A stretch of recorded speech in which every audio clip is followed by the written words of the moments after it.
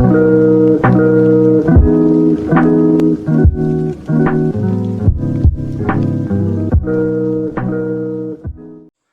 વિદ્યાર્થી મિત્રો, સૌપ્રથમ તો જે લોકો રેગ્યુલર વિડીયો લેક્ચર જોઈ રહ્યા છે 12થના સ્ટુડન્ટ્સ, એમના માટે એક કમ્પ્લેન છે કે લાસ્ટ લેક્ચર પછી મેં તમને લોકોને કંઈક હોમવર્ક આપ્યું હતું. એ હોમવર્ક હજુ સુધી દરેકે સબમિટ કરાવેલું નથી, તો જેમને પણ બાકી છે એ સૌથી પહેલાં મને સબમિટ કરાવી દેશો એવી વિનંતી. ઓકે, તો આજનો આપણો ટોપિક જે આપણે ગઈકાલે ચાલુ કર્યો હતો એ હજુ કન્ટિન્યુઅસ જ છે, કે જે છે વિદ્યુત ડાયપોલ. આ વિદ્યુત ડાયપોલ માટેનો નેક્સ્ટ હવે ટોપિક આવે છે કે વિદ્યુત ડાયપોલનું ભૌતિક મહત્વ, એટલે કે ફિઝિકલી એની શું સિગ્નિફિકન્સ છે. તો આગળ આપણે ગઈકાલે વાત કરેલી છે એ પ્રમાણે વિદ્યુત ડાયપોલ, કે જેનું બીજું નામ છે દ્વિધ્રુવી, કેમ કે એની પાસે બે ધ્રુવ હોય છે એટલા માટે. તો આ જે ડાયપોલ હશે એના માટે આપણે ખબર છે કે કોઈ એક ધન વિદ્યુત ભાર હશે એટલા જ મૂલ્યનો, વિજાતીય વિદ્યુત ભાર હશે, બંને વચ્ચે કંઈક અંતર આવેલું હશે. હવે આ જે વિદ્યુત ડાયપોલ છે, આ વિદ્યુત ડાયપોલની અણુઓની અંદર પણ રચના થયેલી તમને જોવા મળે છે. એટલે કે જે આપણી પાસે અણુઓ છે, દાખલા તરીકે HCl છે, NaCl છે, H2O છે, આ બધા જે અણુઓ છે આ અણુઓની અંદર પણ ધન વિદ્યુત ભાર પણ રહેલો હોય છે, ઋણ વિદ્યુત ભાર પણ રહેલો હોય છે. એમનામાં પણ જેટલો ધન વિદ્યુત ભાર છે એટલો જ ઋણ વિદ્યુત ભાર પણ રહેલો હોય છે. એટલે અણુઓ પણ આવા વિદ્યુત ડાયપોલની રચના કરતા હોય છે, કેમ કે એ પણ સમાન મૂલ્યના અને વિજાતીય પ્રકારના વિદ્યુત ભાર ધરાવે છે. તો કેટલાક અણુઓ એવા હોય છે કે જેમના માટે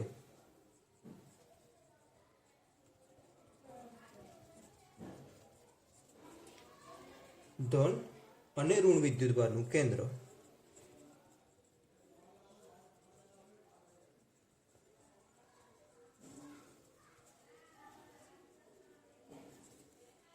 એક જ બિંદુ પર સંપાત થયેલા હોય છે અથવા તો એક જ સ્થાને હોય છે.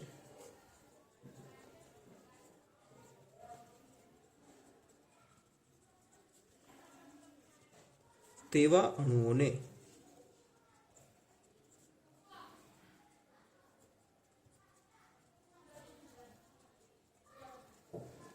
આપણે કહીએ છીએ અધ્રુવીય અણુ. કેમ અધ્રુવીય એ સમજવાનો પ્રયત્ન કરીએ. ગઈકાલે જે આપણે વિદ્યુત ડાયપોલ મોમેન્ટ મેળવી હતી, ડાયપોલ મોમેન્ટનું સૂત્ર હતું P = Q × 2A, વિદ્યુતભાર ગુણ્યા બંને વિદ્યુતભાર વચ્ચેનું અંતર. હવે એવા અણુઓની આપણે અત્યારે વાત કરી રહ્યા છે કે જેમાં ધન અને ઋણ બંને જે વિદ્યુતભાર છે એ એક જ સ્થાન ઉપર ગોઠવાયેલા હોય. ચલો, જો એક જ સ્થાન ઉપર ગોઠવાયેલા હોય તો બંને વચ્ચેનું અંતર કેટલું થશે? અંતર 2A = 0 થશે. ધેટ મીન્સ કે ત્યાં જુદા જુદા ધ્રુવની રચના થયેલી હોતી નથી. તો ધ્રુવની રચના નથી થયેલી હોતી એટલા માટે આપણે એવા અણુઓને કહીએ છીએ અધ્રુવીય અણુઓ.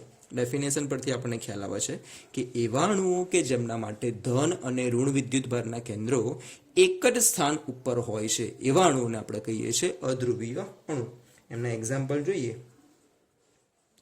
2-3 એક્ઝામ્પલ તમને આપેલા છે. એક છે CO2, જો છે CH4. તો આ એવા અણુઓ છે કે જેમાં ધન અને ઋણ વિદ્યુત ભારના કેન્દ્રો એક જ બિંદુ પર છે એટલા માટે ત્યાં ધ્રુવની રચના થયેલી હોતી નથી. હા, પરંતુ ડાયપોલ અહીંયા પણ રચાશે. ક્યારે? કે જ્યારે આવા અણુઓને બાહ્ય વિદ્યુત ક્ષેત્રની હાજરીમાં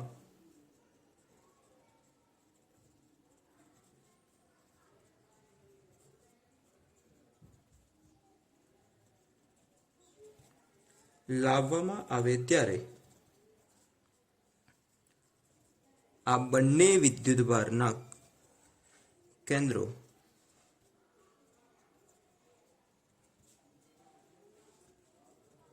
જુદી જુદી દિશામાં બળ લાગતા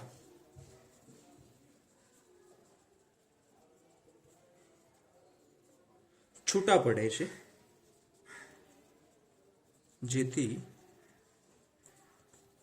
ડાયપોલની રચના થાય છે. ઓકે, દાખલા તરીકે આપણી પાસે કોઈ એક અધ્રુવીય અણુ હોય, બાહ્ય વિદ્યુત ક્ષેત્રની ગેરહાજરીમાં ધન અને ઋણ બંને વિદ્યુતભારોના કેન્દ્રો એક જ બિંદુ પર ગોઠવાયેલા છે. અહીંયા જ ધન વિદ્યુતભારનું પણ કેન્દ્ર છે, અહીંયા જ ઋણ વિદ્યુતભારનું પણ કેન્દ્ર છે. પરંતુ જ્યારે આ જ અણુને તમે બાહ્ય વિદ્યુત ક્ષેત્રની હાજરીમાં મૂકો છો, અહીંયા કોઈ એક બાહ્ય વિદ્યુત ક્ષેત્ર આવેલું છે. વિદ્યુત ક્ષેત્રની અંદર ખાસ ધ્યાન રાખજો, તીર જે આપણે દર્શાવીએ છીએ હંમેશા વિદ્યુત ક્ષેત્રનું તીર ધન વિદ્યુતભારથી ઋણ વિદ્યુતભાર તરફ જ તમને જોવા મળે. તો આની અંદર જે ધન અને ઋણ વિદ્યુતભાર હતા, ધન વિદ્યુતભાર કઈ તરફ આકર્ષણ પામશે? ઋણ તરફ. અને જે ઋણ વિદ્યુતભારનું કેન્દ્ર હતું એ ધન તરફ આકર્ષણ પામશે. એટલે જે નેગેટિવ હતું એ આ ડાબી તરફ આવી જશે અને ધન વિદ્યુતભારનું કેન્દ્ર હતું એ સામેની તરફ જુદું પડશે. તો આમ આ અધ્રુવીય અણુ જ છે, પણ બાહ્ય વિદ્યુત ક્ષેત્ર જ્યારે આપણે એપ્લાય કરીએ છીએ તો બંને ધન અને ઋણના કેન્દ્રો શું થઈ જાય છે? છૂટા પડે છે, જુદા પડે છે. અને શેની રચના કરે છે? એક પ્રકારે ડાયપોલની રચના કરે છે. તો આ થઈ વાત અધ્રુવીય અણુ વિશે. હવે આના સિવાય કેટલાક એવા પણ અણુ હશે કે જેની અંદર ઓલરેડી ધન અને ઋણ વિદ્યુતભારના કેન્દ્રો છૂટા છૂટા જોવા મળે છે. એટલે એની વ્યાખ્યા કંઈક આ પ્રમાણે થશે કે જે અણુઓ માટે ધન અને ઋણ વિદ્યુતભારોના કેન્દ્રો છૂટા છૂટા આવેલા હોય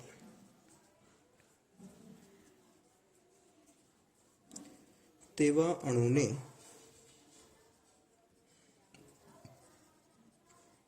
ધ્રુવીય અણુ કહે છે. કેમ ધ્રુવીય? કેમ કે ત્યાં ઓલરેડી ધ્રુવની રચના કરેલી હોય છે. અહીંયા કોઈ ધ્રુવ રચાયેલા હોતા નથી, એક જ સ્થાન ઉપર હતા. અહીંયા ધ્રુવની રચના થઈ બાહ્ય વિદ્યુત ક્ષેત્રમાં મૂક્યો ત્યાર પછી. જ્યારે આ કેવા હશે? ઓલરેડી એની અંદર ધન અને ઋણ વિદ્યુતભાર અલગ અલગ જ કેન્દ્રો ધરાવતા હશે. ધનનું અને ઋણનું બંનેનું સ્થાન જુદું જુદું હશે. એટલે આ ધ્રુવની રચના ઓલરેડી કરેલી જ હોય છે. ઓકે, એટલે આવા અણુઓને આપણે કહીએ છીએ ધ્રુવીય અણુ. આને બાહ્ય વિદ્યુત ક્ષેત્રમાં મૂકો કે ના મૂકો એની પાસે કંઈક ડાયપોલ મોમેન્ટ હોય જ છે. એટલા માટે અધ્રુવીય અને ધ્રુવીય બંને માટે ખાસ વસ્તુ અગત્યનું એ નોંધો કે ધ્રુવીય અણુ પાસે કાયમી ડાયપોલ મોમેન્ટ હોય છે.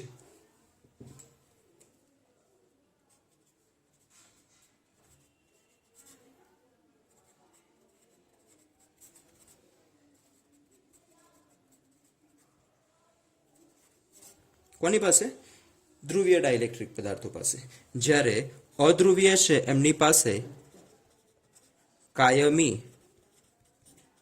ડાયપોલ મોમેન્ટ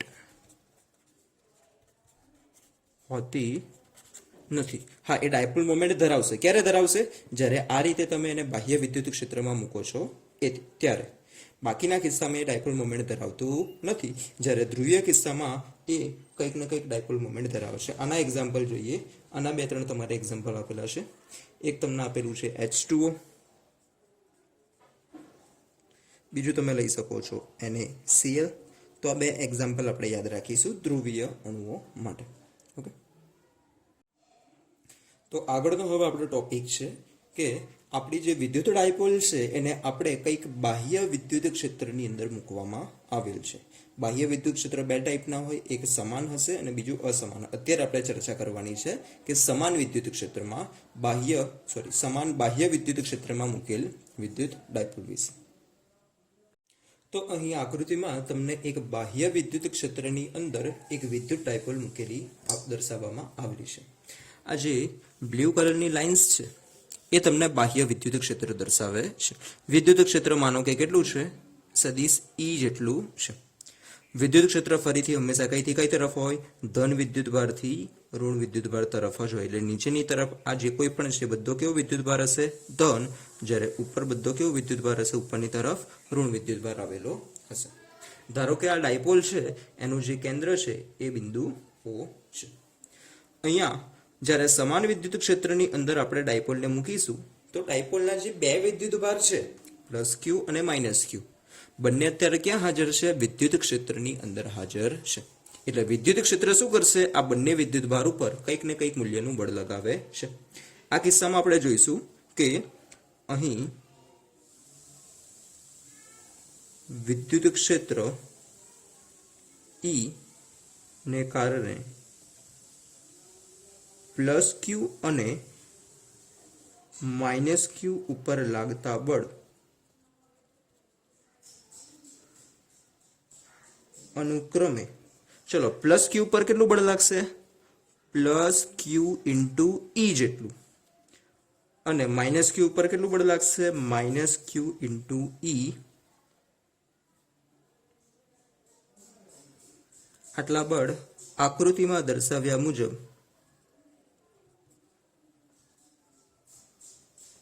ચલો આકૃતિમાં દર્શાવીએ છીએ આપણે. ઋણ વિદ્યુતભાર છે અને કઈ તરફ બળ લાગશે? ધન વિદ્યુતભાર તરફ. એટલે કે આને આ દિશામાં બળ લાગવાનું છે. કેટલું? માઇનસ ક્યુ ઇન્ટુ ઈ જેટલું. જ્યારે આ પ્લસ વિદ્યુતભાર છે એને ઋણ વિદ્યુતભાર તરફ બળ લાગશે, એટલે કે ઉપરની તરફ એ કેટલું લાગશે? પ્લસ ક્યુ ઇન્ટુ ઈ જેટલું. દર્શાવ્યા મુજબ કેવું છે? પરસ્પર વિરુદ્ધ દિશામાં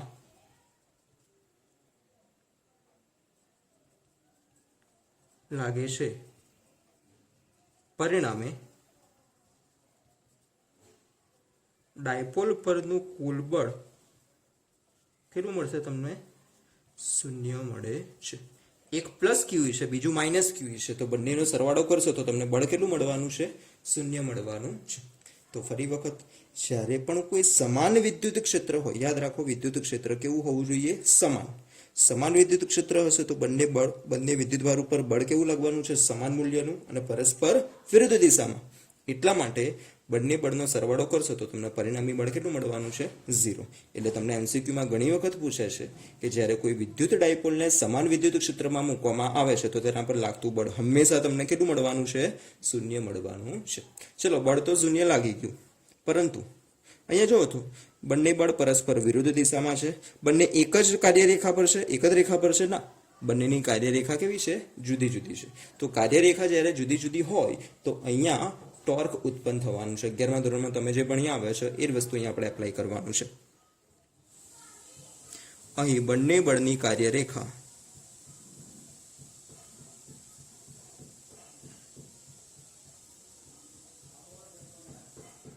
જુદી જુદી હોવાથી શું ઉત્પન્ન થવાનું છે? ટોર્ક ઉત્પન્ન થાય છે. આ ટોર્ક મારે મેળવવું છે તો ટોર્કનું સૂત્ર શું છે? માટે torque tau that is equals to, સૂત્ર છે બેમાંથી કોઈ પણ એક બળનું મૂલ્ય, એટલે કે બળ ગુણ્યા બે બળ વચ્ચેની કાર્યરેખાનું લંબ અંતર.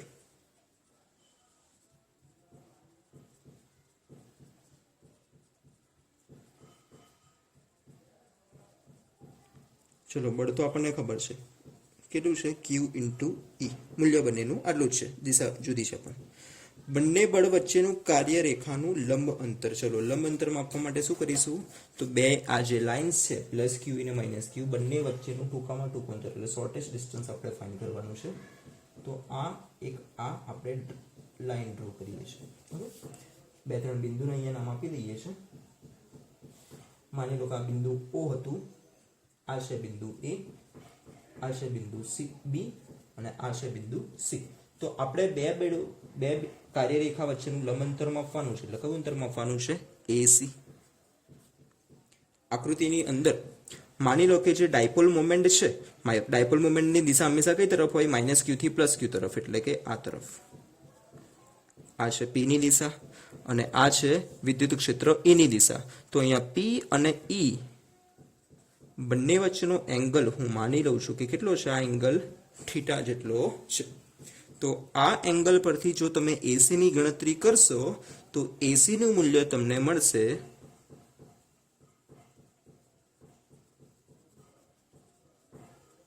એસી ની વેલ્યુ તમને મળવાની છે 2a sin થીટા. આ એ થી બી સુધીનું જે અંતર છે એ આપણને ખબર છે કે ડાયપોલના બે વિદ્યુતભારો વચ્ચેનું અંતર હોવાનું છે 2a.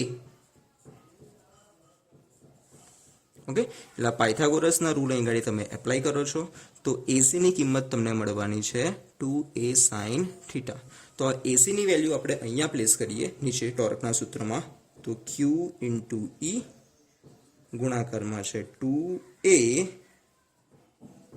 sin theta. આ સૂત્રને થોડું જો વધારે વ્યવસ્થિત રીતે ગોઠવીએ તો ટોર્કનું સૂત્ર મળશે torque tau that is equals to q into 2a into e sine theta. Q into two એને તો તમે ઓળખો છો, શું છે? Dipole moment p into E sine theta.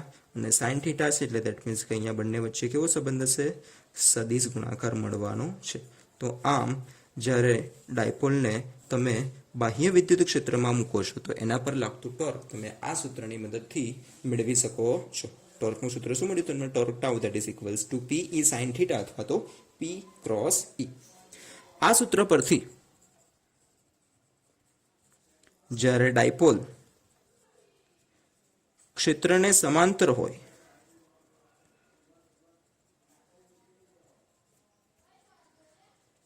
ત્યારે થીટા ઇક્વલ્સ ટુ કેટલું મળવાનું છે? 0. તથા પ્રતિ સમાંતર હોય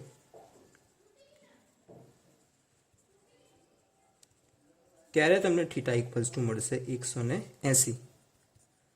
હોવાથી આ સ્થિતિમાં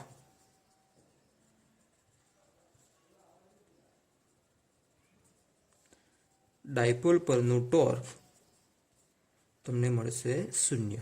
કેવું મળે છે? 0 મળે છે. કેમ કે થીટા ઇક્વલ્સ ટુ જ્યારે તમે 0 લો છો અથવા તો 180 લો છો તો સાઇન 0 ની કિંમત પણ 0 છે, સાઇન 180 ની પણ કિંમત 0 છે. એટલે આ ડાયપોલ જ્યારે ક્ષેત્રને સમાંતર હોય, સમાંતર દેટ મીન્સ કે ઉપરની તરફ ડાયપોલ ગોઠવાશે. ધન વિદ્યુતભાર અહીંયા આવે, ઋણ વિદ્યુતભાર અહીંયા આવે તો એ સમાંતર કહેવાશે. જ્યારે ધન વિદ્યુતભાર નીચેની તરફ આવશે અને ઋણ વિદ્યુતભાર ઉપરની તરફ જશે તો એ સ્થિતિમાં ડાયપોલ કેવી કહેવાશે? સમાંતર. ફોર એક્ઝામ્પલ, અહીંયા ધન વિદ્યુતભાર હોય, અહીંયા ઋણ વિદ્યુતભાર છે, તો આ જે પેનની અત્યારે પોઝિશન છે આ ડાયપોલ સમાંતર સ્થિતિમાં થશે. અને આ સ્થિતિમાં હશે તો ડાયપોલ કેવી થશે? પ્રતિ સમાંતર થવાની છે. તો આ બંને કિસ્સા જોઈ લીધા છે. ત્યારે એક વ્યવહારિક ઉદાહરણ જોઈએ આગળ વિદ્યુત ડાયપોલ માટેનું. એક ઉદાહરણ આપણે આગળ જોયેલું જ છે કે જ્યારે પણ પ્લાસ્ટિકના કાંસકાને જ્યારે આપણે માથાના વાળ સાથે ઘસીને કાગળના ટુકડાની નજીક લઈ જઈએ છીએ તો કાગળના ટુકડા પ્લાસ્ટિકના કાંસકાની નજીક આકર્ષાય છે. તો આવું કેમ થતું હશે એનું એક ઉદાહરણ આપ્યું છું કે જ્યારે પણ આવા કોઈ કાંસકાને, પ્લાસ્ટિકના કાંસકાને આપણે માથાના વાળ સાથે ઘસીએ છીએ તો માથાના વાળ સાથે ઘસેલો જે કાંસકો છે એ પોતે કેવો વિદ્યુતભારિત બને છે? નેગેટિવ ચાર્જ વાળું બને છે, ઋણ વિદ્યુતભારિત બને છે. હવે જ્યારે આની નજીકમાં તમે કોઈ પણ એક નાનું કાગળનો ટુકડો લાવો છો તો આ ઋણ વિદ્યુતભારને કારણે આ વિસ્તારમાં શું ઉત્પન્ન થાય છે? કંઈક વિદ્યુત ક્ષેત્ર ઉત્પન્ન થાય છે. તો આગળ આપણે જોયું છે કે જ્યારે કોઈ પણ કાગળનો ટુકડો છે તો એની પાસે બે વિદ્યુતભારો હશે, જુદા જુદા, ધન અને ઋણ. તો આ કાગળના ટુકડાને અહીંયા આપણે બાહ્ય વિદ્યુત ક્ષેત્રની અંદર મૂકી રહ્યા છે. આપણે કાંસકાની નજીક લાવીશું એટલે કાગળનો ટુકડો એક પ્રકારે બાહ્ય વિદ્યુત ક્ષેત્રમાં રહેલો છે તેવું આપણે કહી શકીએ છીએ. એટલે કાગળના ટુકડા પરનું ધન વિદ્યુતભારનું કેન્દ્ર કાંસકાના આ તરફના ભાગ તરફ આકર્ષાશે, જ્યારે ઋણ વિદ્યુતભારનું કેન્દ્ર ક્યાં જશે? દૂર. એટલે આ ધન અને ઋણ વચ્ચે શું થાય છે? આકર્ષણ થવાને કારણે કાગળના આ નાના નાના ટુકડા પ્લાસ્ટિકનું જે આપણો કાંસકો છે એ તરફ આકર્ષાય છે. તો અહીંયા પણ વિદ્યુત ડાયપોલને આપણે જ્યારે વિદ્યુત ક્ષેત્રમાં મૂકીએ છીએ તો એ પોઝિશનમાં આપણને કંઈક બળ લાગતું જોવા મળે છે. બીજી એક વસ્તુ, અહીંયા તો આપણે સમાન વિદ્યુત ક્ષેત્રની વાત કરી હતી કે સમાન વિદ્યુત ક્ષેત્રમાં આપણે ડાયપોલને જ્યારે મૂકીએ છીએ તો લાગતું બળ કેટલું મળે છે? 0. પરંતુ ટોર્ક 0 મળતું નથી. પરંતુ જો વિદ્યુત ક્ષેત્ર અસમાન હોય તો અસમાન વિદ્યુત ક્ષેત્રમાં ડાયપોલ ઉપર બળ પણ 0 મળવાનું નથી, કેમ કે એ સ્થિતિમાં બંને વિદ્યુતભાર ઉપર બળ જુદું જુદું લાગશે. પરિણામી બળ તમને 0 મળવાનું નથી. એટલે એ કિસ્સામાં પરિણામી બળ પણ લાગશે અને પરિણામી ટોર્ક પણ લાગવાનું છે. તો આગળ આપણે એક ઉદાહરણ લઈ રહ્યા છે. ઉદાહરણ નંબર 1.8. સંખ્યા તમે ટેક્સ્ટબુકમાંથી જોઈ શકો છો. ડિટેલ આપણે બાજુમાં લખેલી છે કે એક ઇલેક્ટ્રોન 2 × 10⁴ ન્યૂટન પ્રતિ કુલમ જેટલા વિદ્યુત ક્ષેત્રમાં 1.5 સેન્ટીમીટર જેટલું અંતર કાપે છે. 1.5 સેન્ટીમીટર એને આપણે મીટરમાં કન્વર્ટ કરેલા છે. આકૃતિમાં તમને આપેલું છે કે એક વિદ્યુત ક્ષેત્ર ધનથી ઋણ તરફ, ઉપરની તરફ વિદ્યુત ક્ષેત્ર આપેલું છે. એમાં એક કણ છે ઇલેક્ટ્રોન, એ શું કરે છે? મુક્ત પતન પામે છે. એટલે કે એનો પ્રારંભિક વેગ કેટલો છે? 0. તો એ કેટલું અંતર કાપવાનું છે? નીચે આવતા પહેલા 1.5 સેન્ટીમીટર જેટલું અંતર કાપવાનું છે. તો એક આ કિસ્સો આપેલો છે અને બીજું છે કે ક્ષેત્રનું માન અચળ રાખીને તેની દિશા ઉલટાવવામાં આવે. એટલે જે વિદ્યુત ક્ષેત્ર ઉપરની તરફ હતું એ જ વિદ્યુત ક્ષેત્ર હવે આપણે નીચેની તરફ લાયા છે અને તેમાં એક પ્રોટોન તેટલા જ અંતરનું પતન પામે છે. એટલે હવે ઇલેક્ટ્રોનની જગ્યાએ બીજો જે કણ છે એ કોણ છે? પ્રોટોન. પ્રોટોન ઉપરનો વિદ્યુતભાર હોય છે પ્લસ ઈ, ઇલેક્ટ્રોન ઉપરનો વિદ્યુતભાર હતો માઇનસ ઈ. એ પણ શું કરે છે? નીચેની તરફ મુક્ત પતન પામે છે. તો બંને કિસ્સામાં પતન માટે લાગતો સમય એટલે કે ઇલેક્ટ્રોન અને પ્રોટોન નીચે કેટલા સમયમાં આવશે સમયગાળો આપણે શોધવાનો છે. સૌથી પહેલા આપણે ઇલેક્ટ્રોનની વાત કરીએ છીએ પહેલા કિસ્સા માટે.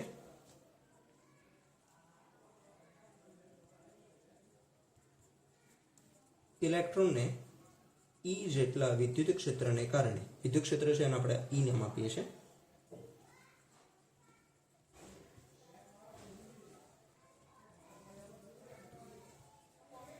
લાગતું વિદ્યુત બળ કેટલું હોવાનું છે? QE પ્રમાણે. પણ Q એટલે વિદ્યુતભાર, ઇલેક્ટ્રોનનો વિદ્યુતભાર છે E અને વિદ્યુત ક્ષેત્ર છે કેપિટલ E.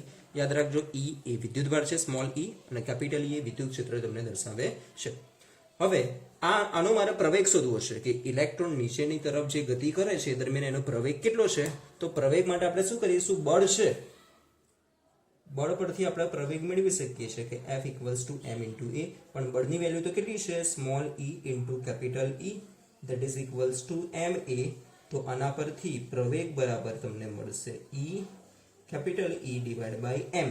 m એટલે માસ. કોનું માસ? પ્રવેગ આપણે ઇલેક્ટ્રોનનો શોધી રહ્યા છે એટલે અહીંયા કોનો પ્રવેગ મળશે તમને? ઇલેક્ટ્રોનનો પ્રવેગ મળ્યો છે. જેમ અહીંયા આપણે ઇલેક્ટ્રોનનો પ્રવેગ મેળવ્યો છે સેમ આ જ રીતે એક ઉદાહરણ એ નંબર આપી દઈએ છે એક્ઝામ્પલ. આ જ રીતે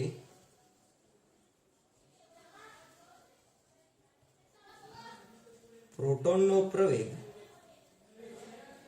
ડાયરેક્ટ આપણે લખી શકીએ છીએ AP, that is equals to E capital E mass of proton. તો આ બે જે સમીકરણ નંબર છે એના પરથી તમને પ્રવેગની કિંમત મળશે. હવે ફરી પાછા આપણે ઇલેક્ટ્રોનની વાત કરી રહ્યા છે કે ઇલેક્ટ્રોન માટે પ્રારંભિક વેગ v0 બરાબર કેટલો છે? 0 હોવાથી જે આપણા અચળ પ્રવેગી ગતિના સમીકરણ છે એમાં બીજું ઇક્વેશન આપણે યુઝ કરીએ કે h = v0t પ્લસ 1/2 at². આ સમીકરણ પરથી h v0 ની કિંમત કેટલા થશે? 0 એટલે લખવાની જરૂર નથી. એ થયું 1/2 at². આપણે જોઈએ છે સમય, તો t² ને સૂત્રનો કરતા બનાવીએ તો t² બરાબર થશે 2 સામે ગુણાશે એટલે 2 × h. એ જશે નીચે છેદમાં એટલે એ. ઇલેક્ટ્રોનની વાત કર્યું છે તો પ્રવેગ કોનો આવશે? ઇલેક્ટ્રોનનો. માટે ઇલેક્ટ્રોન માટેનો સમય વર્ગમૂળ કરીશું તો બંને તરફ વર્ગમૂળ લઈએ 2h અને ઇલેક્ટ્રોનનો જે પ્રવેગ છે AE, that is equals to છે E capital E divide by me. તો me જશે અંશમાં. તો આ સૂત્ર મળ્યું તમને ઇલેક્ટ્રોનના સમય માટેનું. આ જ રીતે અને એક નંબર આપી દઈએ છે સમીકરણ નંબર 3. આ જ રીતે પ્રોટોન માટે લાગતો સમય, આ સમય કેટલો મળશે? Time for proton, that is equals to વર્ગમૂળની અંદર 2h mass of proton divided by E into capital E. આ બંને તમારી પાસે સમયના સમીકરણ આવી ચૂક્યા છે. કિંમત મૂકીએ બંનેની તો તમને સમયનું મૂલ્ય મળશે.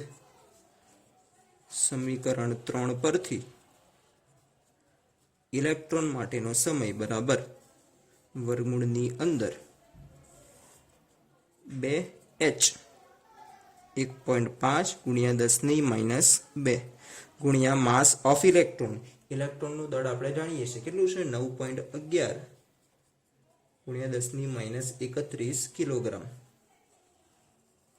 Divide by E 1.6 × 10⁻19 capital E વિદ્યુત ક્ષેત્ર કે જે છે 2 × 10⁴. આ બધાનું સાદુરૂપ આપશો તો તમને ઇલેક્ટ્રોન માટેનો સમય મળે છે 2.9 × 10⁻9 સેકન્ડ. that means કે 2.9 નેનો સેકન્ડ ઇલેક્ટ્રોન માટેનો સમય તમને મળ્યો. આવી જ રીતે પ્રોટોનનો સમયગાળો તમારે નક્કી કરવો હોય તો સમીકરણ 4 પરથી TP, that is equals to क्या किंमतो मूकीए 2h એટલે જે છે 1.5 ગુણ્યા 10⁻². M of proton, mass of proton કેટલું છે 1.67 ગુણ્યા 10⁻27 kg divided by E into E એટલે કે 1.6 ઇન્ટુ 10⁻19 ઇન્ટુ 2 ગુણ્યા 10⁴. આનું સાદુરૂપ આપશો તો તમને આનો આન્સર મળશે 1.3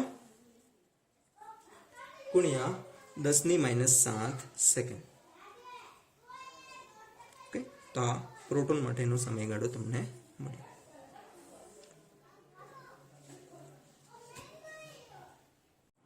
તો આગળનો હવે આપણે ઉદાહરણ લઈએ છીએ 1.10.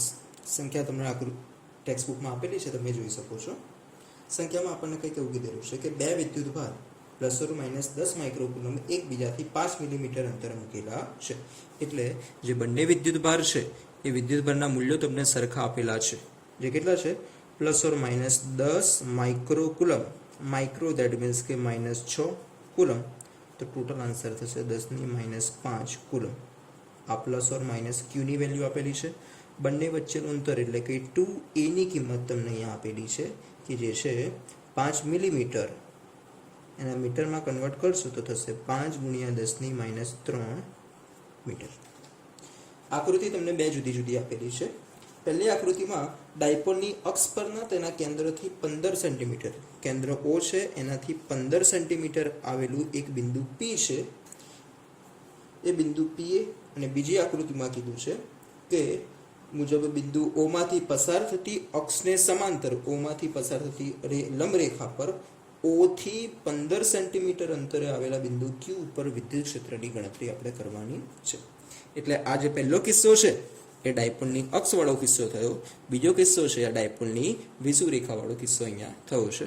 તો ડાયપોલની અક્ષ પરના બંને કિસ્સા માટે સૌથી પહેલા આપણે ડાયપોલ મોમેન્ટની જરૂર પડશે. તો અહીં સૌથી પહેલા આપણે ડાયપોલ મોમેન્ટ સુધી લઈએ. P that is equals to છે Q into 2a. Qની કિંમત તમને આપેલી છે 10⁻5. 2a ની કિંમત આપેલી છે 5 ગુણ્યા 10⁻3. દેટ મીન્સ કે ડાયપોલ મોમેન્ટ P બરાબર થયા 5 ગુણ્યા 10⁻8 coulomb into metre. Dipole moment P થઈ. દિશા એની કઈ તરફ હશે? -q થી +q તરફ. તો બિંદુ P જે અક્ષ ઉપર આવેલું છે, બિંદુ P અક્ષ ઉપર આવેલું છે તથા બિંદુ P નું જે અંતર છે R, એ R એની સરખામણીમાં કેવું છે? મોટું છે. R ની કિંમત તમને અહીંયા અંદર આપેલી છે 15 સેન્ટીમીટર, જ્યારે A ની કિંમત તમને આપેલી છે 5 મિલીમીટર. એટલે R ની કિંમત A ની કિંમત કરતાં કેવી છે? ઘણી બધી મોટી હોવાથી અક્ષ પરના બિંદુએ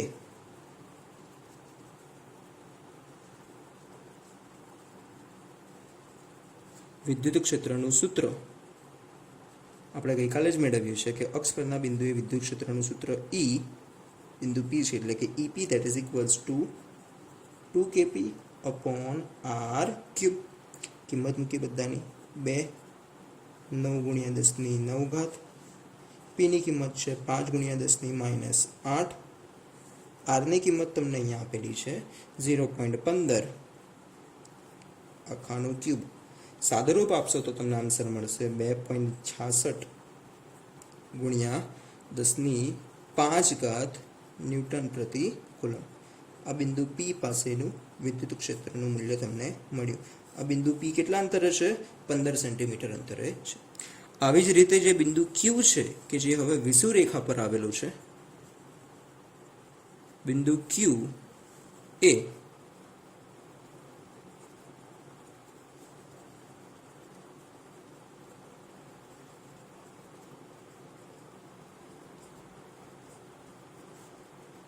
તથા આના માટે પણ R ની કિંમત A ની કિંમત ઘણી બધી મોટી હોવાથી વિષુવરેખા પરના બિંદુ માટે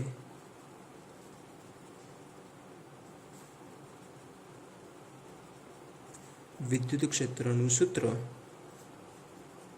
EQ that is equals to minus kp upon r cube. Minus આપણે દિશામાં લઈ લઈશું, એ અત્યારે લખતા નથી. કિંમત મૂકીએ બધાની k એટલે 9 ગુણ્યા 10 ની 9 ઘાત. p ની કિંમત છે 5 ગુણ્યા 10 ની -8. r ની કિંમત અહીંયા પણ એ જ છે 0.15 આખાનું ક્યુબ.